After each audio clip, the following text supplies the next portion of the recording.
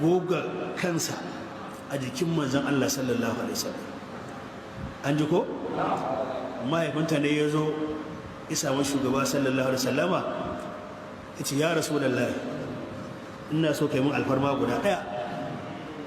Ya ce menene kake so? Ya ce abinda nake so ya Rasulullahi so nake na tsotsi fatar jikinka mubasharatan ba tare da riga ba tsakani, so nake fata ta taɓa fatar jikinka.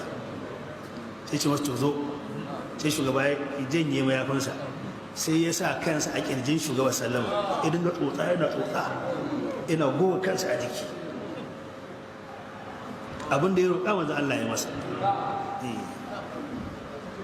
Wannan mutum wanda kirkirare ne kwata-kwata ba a yi shi ba, kwata-kwata ba a yi shi. Annabi mun izini in shiga cikin rigarka, ya shiga cikin rigar ma'aikin Allah, ya kwakuma annabi ya dinga goga jikinsa, jikin annabi ya ce bai taɓa jin fata mai laushin ta annabi ba.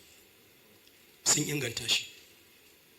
Hadisi yana nan da shi ibn Asakir kawo shi ya kasa rusa. Anas dan Malik ya ce annabi ya tadda shi yana wanka ran juma'a, ya tadda shi a ban daki, ya ce wannan wankan na me kake, na juma'a ne ko na janaba? Ya ce na janaba ne. Ya ce to wanke kaza da kaza, wasu kalmomi wasu nauyi, ya ce ban san su ba. Ya ce masu, ya dinga taba shi yana nuna masa su. ibn Asakir da ya kawo shi ya kasa rusa shi, ya taba isnadin ya ki tabuwa. Irin wannan yanzu na zo da sun faɗi da zai kashe wannan wuta illa bin hanyar gaskiya, mu tantance abin da ya inganta na addinin musulunci, mu tsaya kai da fata mu kare wannan abin da ke jabu kage-kage mu watsar.